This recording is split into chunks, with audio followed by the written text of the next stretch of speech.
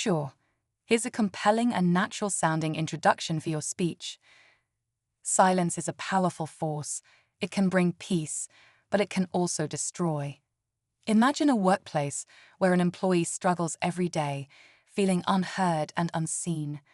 A friend battling something heavy, waiting for someone to ask if they're okay. A team afraid to speak up, watching mistakes pile up, knowing things could be better, if only someone had the courage to say something. We've all been in situations where we knew we should speak up but didn't. Maybe it was fear of judgment, the risk of conflict, or simply not knowing the right words. But in that silence, things fester. Problems grow. People suffer. What if the one thing standing between someone and their breakthrough was just a few words of encouragement? What if your silence wasn't just harmless, but was actually hurting someone? Simon Sinek, a leader in human connection and leadership, has spent years studying what makes people thrive.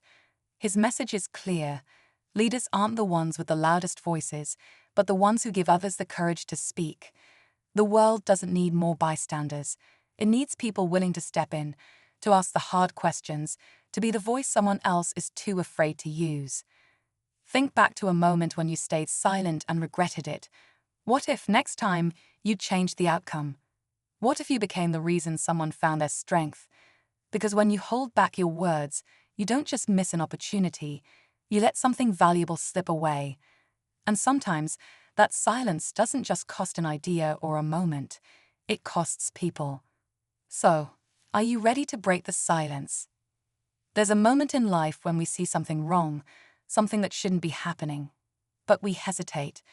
Maybe it's in the workplace, where a colleague struggles under pressure, their ideas dismissed, their voice ignored. Maybe it's in a classroom, where a student shrinks into themselves, hoping not to be noticed. Maybe it's closer to home, with a friend, a sibling, a partner, someone whose silence speaks louder than words. The signs are there. The exhaustion in their eyes, the way their smile fades too quickly, the moments when they start to say something but stop themselves. You notice, you feel it, and yet something inside holds you back. It's not your place. You don't want to overstep. Maybe they'll figure it out on their own. But what if they don't? Simon Sinek often talks about how great leaders and great people create environments where others feel safe. Safe to speak, safe to ask for help, safe to admit when they're struggling. But safety doesn't just happen, it's created, and it starts with a choice. The choice to say something when no one else will. The choice to step forward instead of staying in the background. The weight of silence is heavy. It allows problems to grow in the dark, unchecked, unnoticed. It leaves people feeling isolated, like no one sees them, like their struggles don't matter. And when that happens long enough, they stop trying to be heard. You've seen it before, the coworker who quits without warning, the friend who drifts away, the person who changes, not because they want to, but because they feel they have no choice. The question is, when the moment comes again, what will you do? Will you stay silent, or will you be the voice they need? There's a certain kind of loneliness that doesn't come from being alone. It comes from feeling invisible. The kind that makes people stop raising their hands, stop offering ideas, stop believing their voice matters.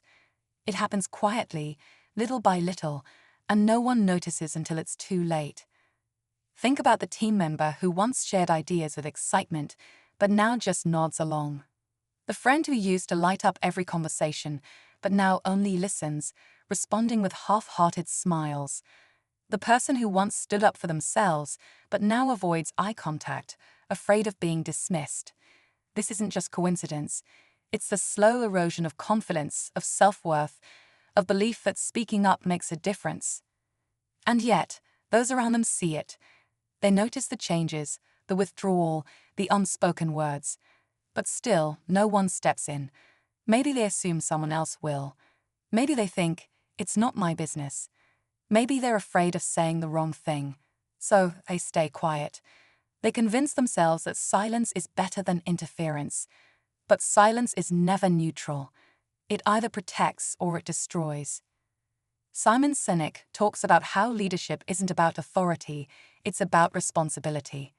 It's about being the person who leans in when others look away. But leadership isn't just for managers or CEOs. It's for the friend who checks in when something feels off, the coworker who asks, "Are you okay?"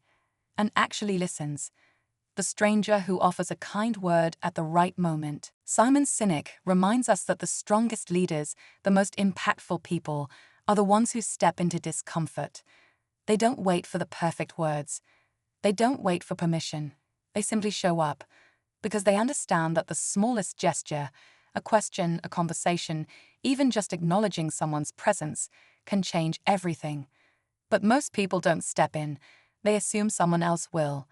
They avoid the awkwardness, the responsibility. And while they wait, the distance grows. The silence deepens. Until one day, it's too late. And that's the moment when the realization hits, when you finally understand that saying something, anything, would have been so much better than standing by and saying nothing at all. And now the moment of choice is here. What will you do? And just when you think there's still time, just when you convince yourself that tomorrow will be the right moment to speak up, something happens. The message comes in, the empty desk at work, the unanswered call, the subtle shift from silence to absence, and suddenly, the chance you kept pushing aside is gone. The weight of regret is heavier than the fear of speaking up. It lingers. It replays in your mind, over and over, every moment you saw the signs but chose to ignore them. The missed chances to ask, "Hey, are you okay?" The small conversations that could have made a difference. The moments when their silence wasn't just quiet, it was a cry for help. But you didn't realize it until now. And then another realization hits. What if someone else is feeling the same way right now? What if, at this very moment, someone in your life is waiting for a sign that they matter? That someone sees them?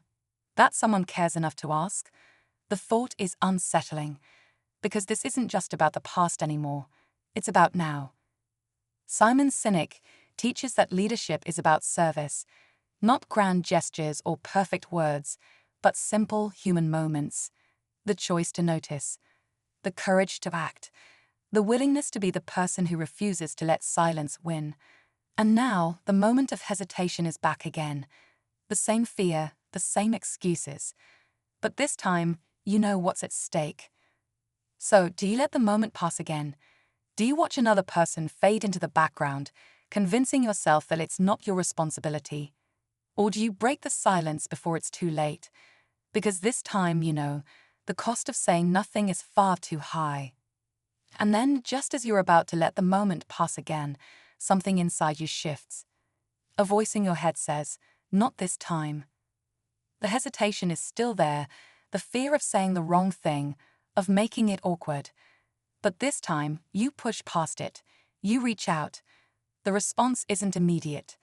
There's a pause, an uncomfortable silence. But then something unexpected happens. They open up. Slowly at first, just a few words, maybe a half-hearted smile. But it's enough. Enough to see the weight they've been carrying. Enough to realize that your words, your simple decision to ask, have just created a space where they feel safe enough to speak. And that's when it hits you. It was never about saying the perfect thing. It was never about fixing everything in an instant. It was about showing up. About proving in that moment. But then something even more unexpected happens. They thank you. Not with grand words, not in some dramatic way, but with a quiet sense of relief, like they've been waiting for someone to notice. And in that moment, you realize that all along, it wasn't about having the right words. It was about having the courage to say something at all. The world is filled with people carrying silent struggles, waiting for a reason to speak, to believe that someone cares. And most of the time, that reason doesn't come in the form of some big, life-changing moment. It comes in something as simple as a conversation, a question, a small act of kindness that tells them they are not alone. Simon Sinek reminds us that leadership is about making people feel safe, seen, and valued. And the truth is, you don't need a title or authority to do that. You just need awareness, the willingness to listen, the decision to step forward instead of looking away. Looking back, you might never fully understand how much that moment meant to them. But what you do know is this: silence no longer holds power over you. You've seen what happens when people go unnoticed for too long. And now you also know what happens when someone dares to speak, to check in, to care. So, the next time you sense that someone is withdrawing, when you notice that hesitation in their voice or that forced smile, you'll remember this moment. And instead of waiting, instead of letting silence decide the outcome, you'll choose to break it. Because now you understand, your words might be the very thing that saves someone from slipping away.